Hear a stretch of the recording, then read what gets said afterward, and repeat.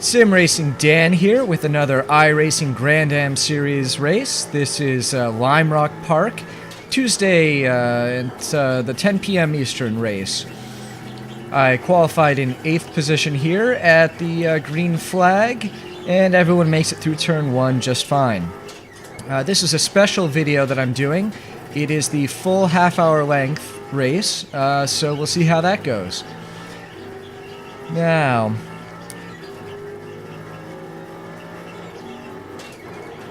so we've got obviously a lot of traffic going through here, handling it very nicely, so already the race is shaping up quite well. We've got a lot of similar speed people. And everyone's pushing fairly hard with good distance in between them, so it's not like traffic is getting piled up too badly as you'll get sometimes. Alright, completion of lap 1. These S's here gave me the most trouble at this track. In some cars I'm able to handle them better than others. I just wasn't able to swing the DP around quite the way I wanted to there, so I think I was losing a good second. Well, maybe not just on that turn, but at least a half second there.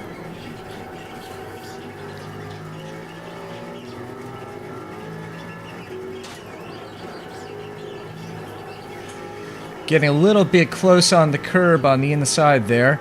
That was fairly dangerous, but I recovered it all right. Red there looked for a passing opportunity, but did not have it, so he continues behind the white car behind him, or ahead of him, rather. But it gave me an opportunity to catch up nicely, so now I'm putting the pressure on.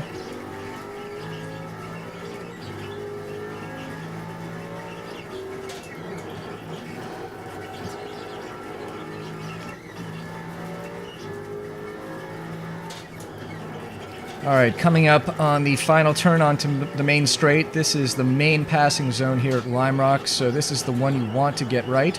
I didn't get it particularly right in that lap, so I'll have to try again next lap. At this point, it does look like Red is getting held up a little bit, which is to my benefit, I suppose.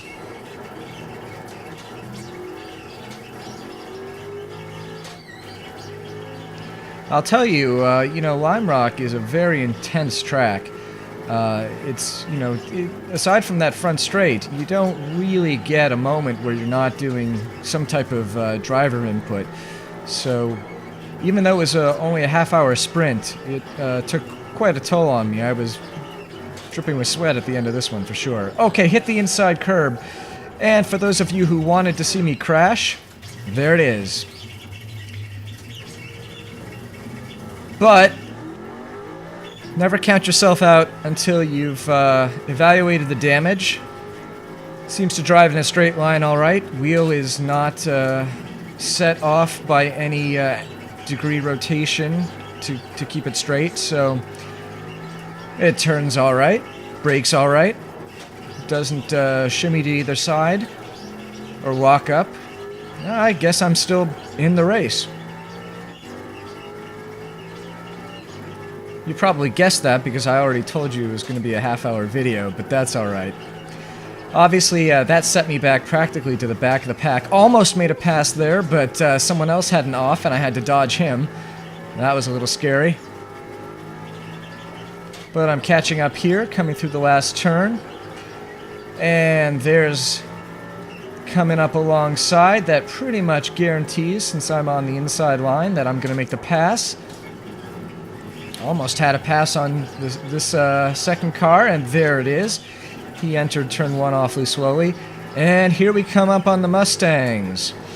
This is what makes the multi-class racing at Lime Rock very interesting. Lime Rock's a pretty narrow course, and as I already mentioned, there aren't too many straights to make for easy passing. So, even no-name straight here is a curve. I make a quick dodge past Lance, who handled that quite nicely.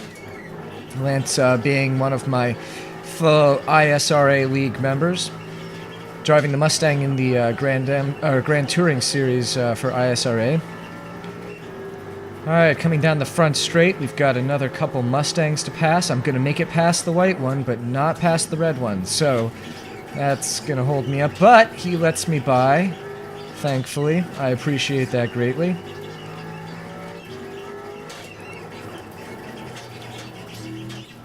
And another one lets me by. Mustang's doing a great job making room for the DPs to just dart by, particularly in that turn at the exit of the S's. It's enough straight to just get past, and you know, the Mustangs handled that brilliantly, I think, throughout the whole race, as you'll see.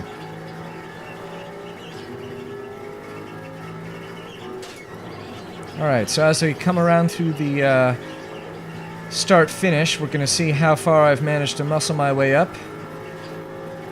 And it looks like I'm 9th position, I believe. So back into the single digits in the top 10.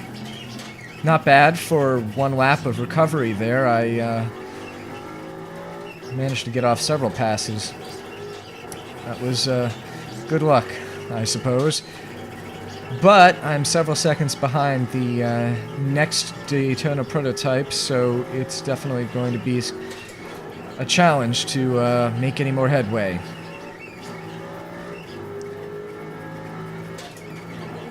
Thankfully, this wasn't the chicane setup of the track.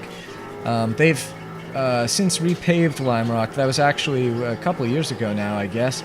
And they've redone that entire hill section so that you can race it in the line that we're taking right now. But they've also created a chicane at the base of the hill, which is actually pretty cool looking, at least when I watched the races of other people doing it in real life. Much better than the chicane at the top of the hill, or midway through the hill. That one was a nightmare, I thought.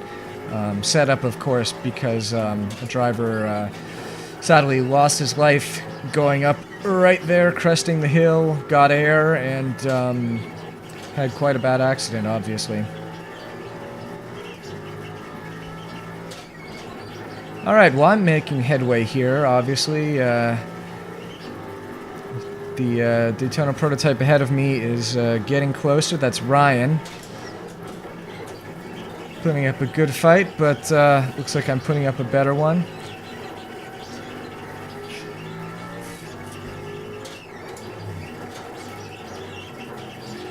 So, at any rate, there's lots of talk of whether iRacing is going to be able to rescan one of the ovals tracks that they just repaved. And I don't know, I think it would be nice to see Lime Rock redone. It's, you know, a fairly iconic track, but at the same time, I'd like to see some new tracks, so I don't mind if they take their time with that and get us some great new content instead. Making even more headway in here down the front straight. Looks like I'll probably be in passing contention within one lap to get myself into 8th position if I can. Currently in 9th still. Looks like we're in about lap 11 or so. 30 lap, or not 30 lap, 35 lap race, I'd say. It's a half hour long, timed race, not limited by number of laps. Looks like I was following the line of the guy ahead of me, of Ryan, and managed to avoid the 1X that he got right there.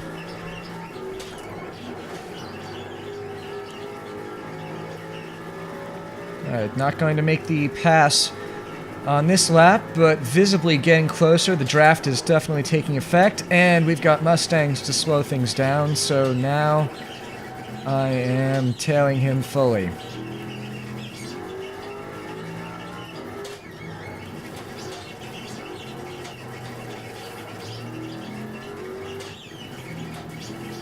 Mustang taking the outside line there. Ryan getting a little squirrely. Is it enough for me to make the pass? That's the real question. Well, we're going side by side through that turn. But that's the pass on the straight. Alright, 8th position. Marching on. Once again, I've got my work cut out for me. The next DP is way, way down the track ahead of me.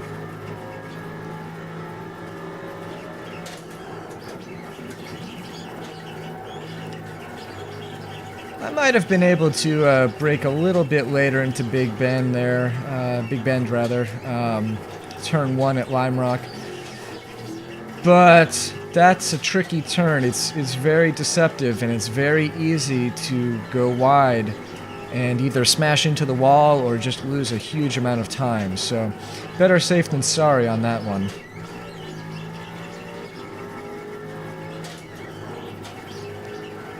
It's a 2 apex turn there, so it can be very tricky, and if you get it wrong, as I said, you get it very, very wrong.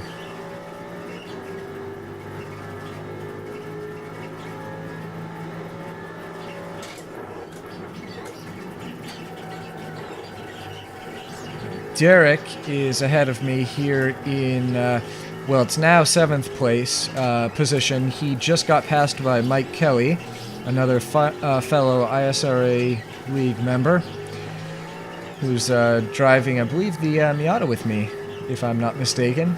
I should know that. I do know that. He is driving the Miata with me. Anyway.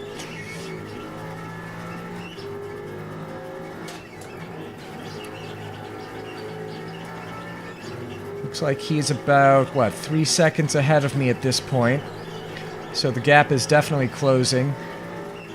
I think probably he lost some time due to the pass. I didn't see the circumstances, but usually you lose a little bit on a pass when you are being passed, just because you have to readjust for the car that's right ahead of you.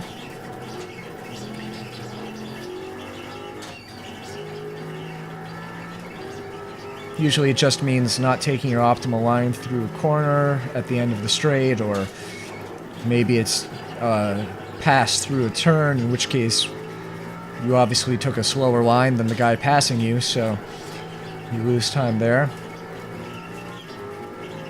At any rate, a couple somewhat lonely laps here, as there are no Mustangs really in sight, and just one Riley quite far down the track. Going a little bit with the oversteer there, but it's actually not that harmful through that turn. Gets you pointed the right direction.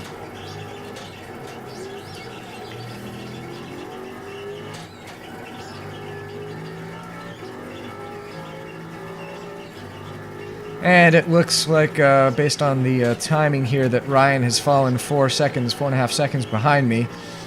So no real danger from being passed. So I'm pretty secure here in 8th position.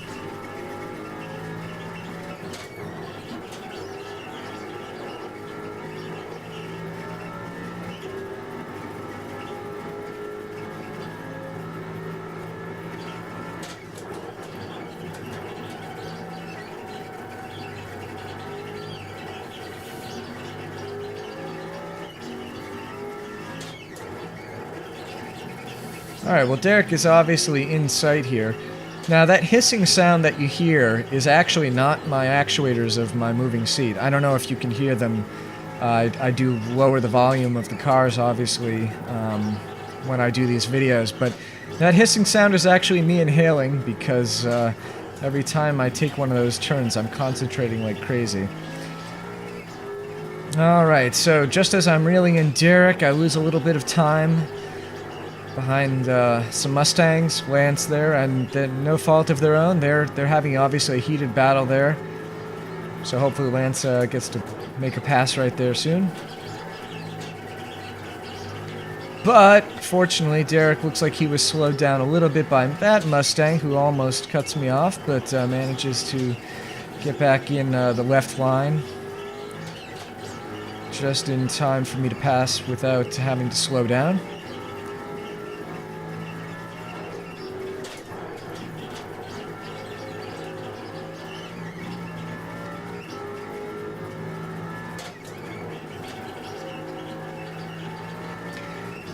The trick with this last turn here is not only is the best line that I've found to take it really quite on the inside, but there's a heck of a bump if you take a more outer line, a wider line, that even in this car will disrupt it quite badly and you can end up spinning. So it's crucial not just for speed, but for not losing control to take that inside line. And obviously when I made that early turn in, I cut that curb a little bit and ended up paying the price for it. So it looks like Derek is managing to maintain distance here as I have to get past a couple Mustangs in a little bit less optimal places than he got. But that's how it goes, you know. The multi-class gives and it takes equally. Sometimes you get a little bit luckier in certain races than others.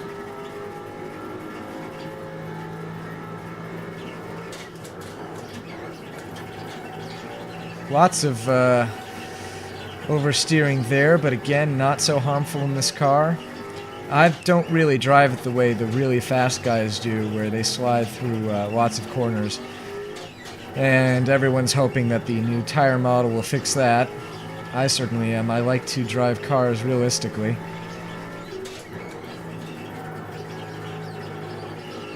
But I guess I probably just opened up a huge can of worms of debate on that one, as can be witnessed in the forums.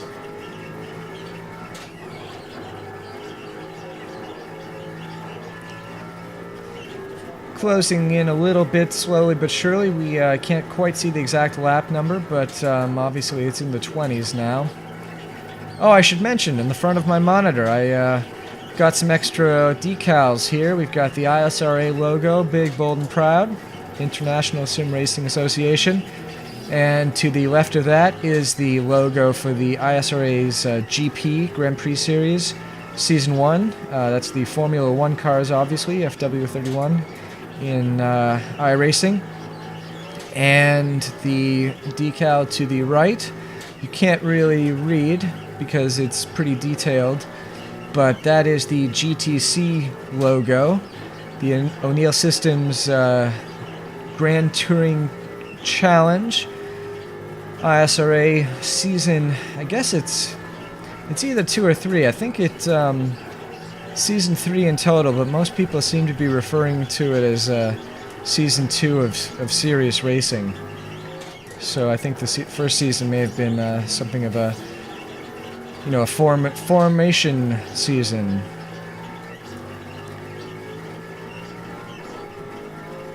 Still having trouble gaining on Derek here, but there are a couple Mustangs coming up that look like they're just far enough that they may slow him down on the turn onto the straight here.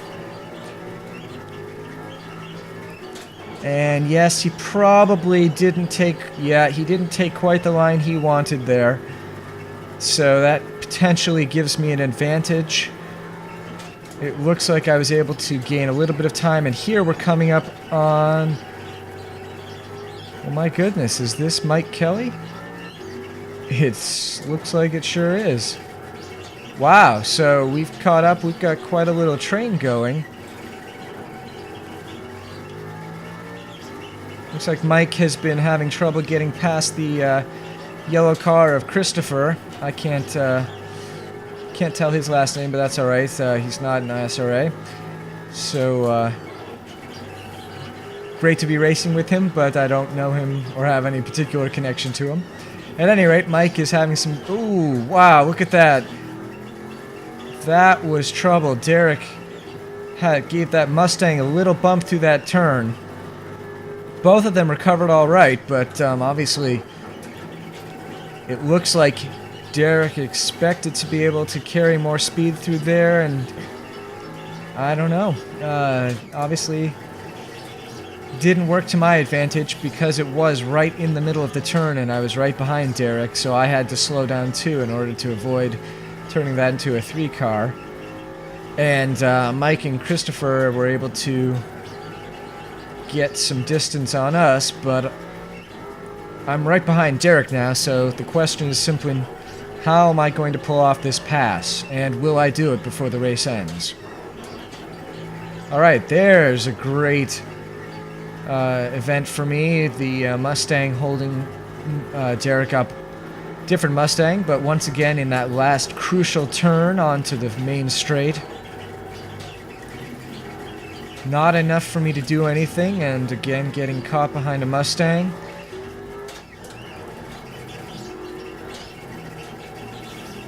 Well, I can only hope that maybe Derek is getting flustered now and isn't racing, or is potentially going to make a mistake.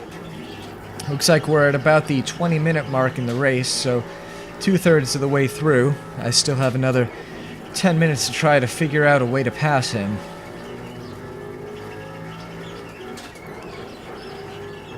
Ooh, touching the curb there, that inner curb again.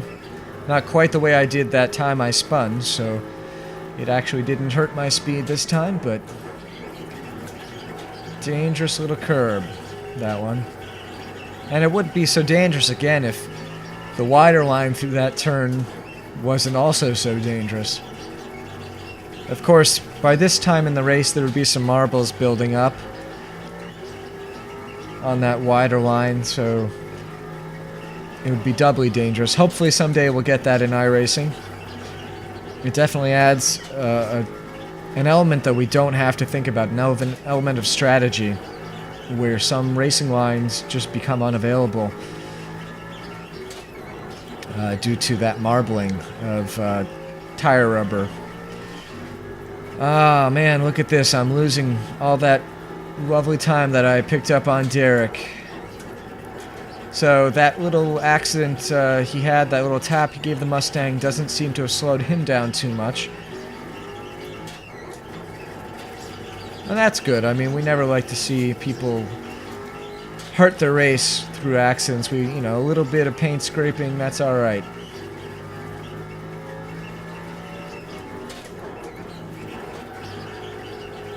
Although people often complain about iRacing's damage model, and maybe it's a little bit too sensitive for some cars, but, if you watch the Grand Am race from 2010 here at Lime Rock, you saw right on lap one of the Daytona prototypes got sort of muscled off wide through, I'll point it out. Coming right through here, it got muscled off wide into that dirt patch to the left. And because the car is so low hanging, it caught on the dirt and it tore the entire front off. And that took that car out of the race. It was a 3-hour race, and it took him out for a good half hour or 45 minutes. They did the repairs, but then I think there was also some suspension damage, so they had to repair that, and then they did, some recon laps to make sure that damage was fully repaired. Okay, so let's just see if I managed to pull this off. Yes, barely. You saw that little waggle I gave. I almost managed to spin or end up in the dirt there.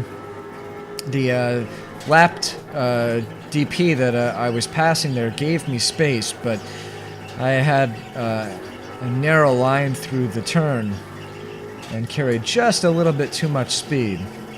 Fortunately, it didn't end in disaster, but easily could have. Alright, a Mustang going off there. I'm not sure if he was helped there or not, but it looks like Derek may have lost some speed. Charging through the penultimate turn there to get past the Mustang in time to get onto the straight with full speed. And it looks like Derek doesn't have too much distance on me now. I've managed to reel back some, but we're into 24 minutes at this point, so only 6 minutes left in the race. That's not a whole lot of time to make a move. I'm going a little bit more aggressive past the Mustangs than I might normally. So there you saw that little miniature straight section gives enough room for a DP to get by uncomfortably, but it's enough room.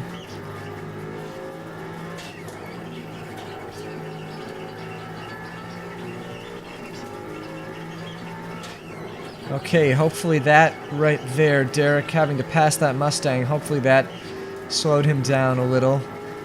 But he's widened the distance in front of me, so not clear that it has. Oh no, and that looks like Christopher has gone off on Big Ben, just as I was saying could happen. If you go wide there and if you touch that dirt, you're heading into the grass. There's nothing you can do. Just one tire off is enough to do it. And it's a tough one to recover from too, because you're deep in the grass and it takes a lot of time and gentle throttle application to get yourself back on track.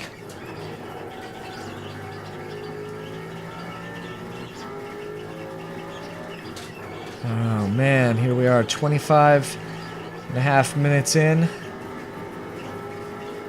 Got just about 4 minutes left in the race, and I'm not really too much closer to Derek than I was before. Oh man, it looks like he took too much braking there through turn 1 and 2 as they figure it.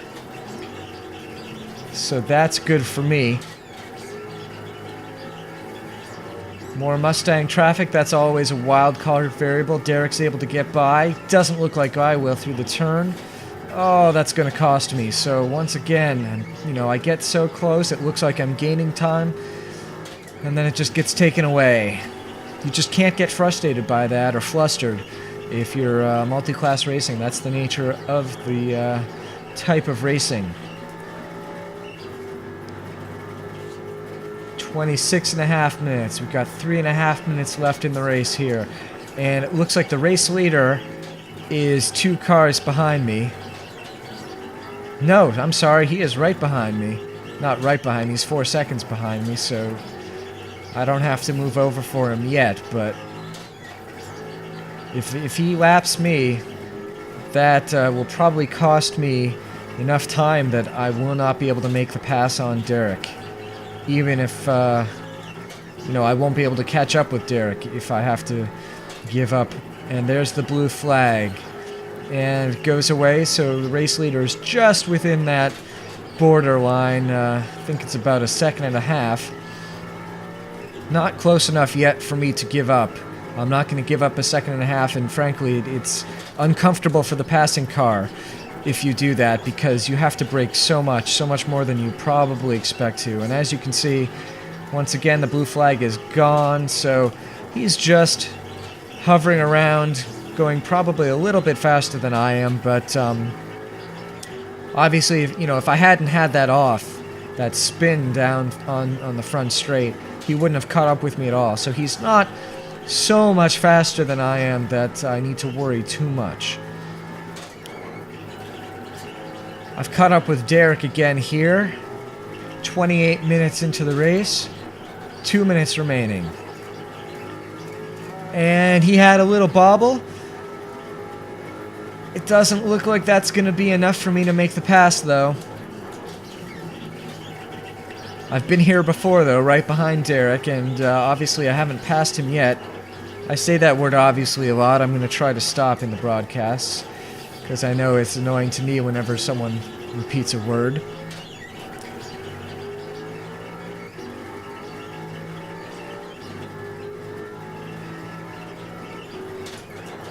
.28.5 minutes. 1.5 minutes left. That's 2 laps. 2 laps left.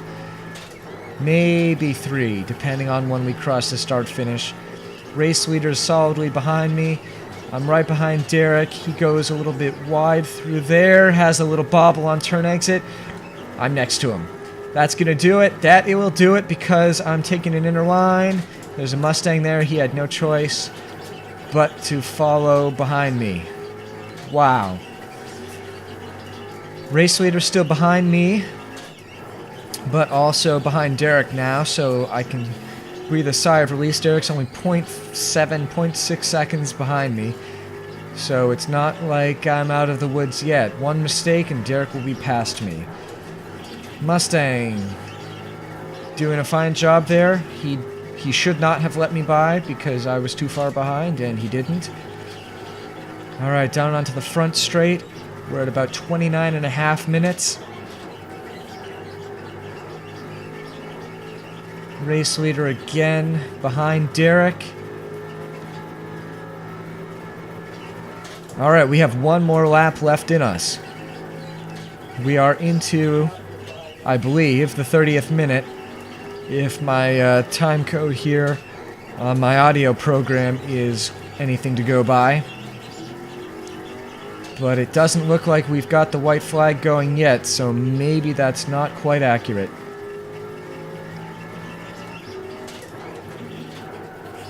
Sometimes iRacing posts up the white flag in a funny part of the lap.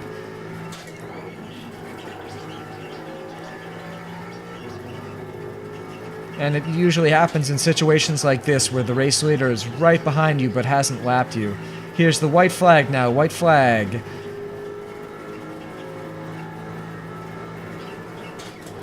One lap left. Derek is still behind me. Race leader is still behind him. And since that... Oh, I guess the blue flag is gone now. Oh, Mustang having trouble there. Again, you know, I don't want to give up. Race leader has dropped off the board entirely, so it looks like he made a mistake somewhere. And that's a real pity because he was not challenged by anyone. So he could take it easy. That's a shame. Alright, down onto the front straight. No risk of being passed. Here's the checker flying. And that's the race. 6th position. Not bad. Not bad.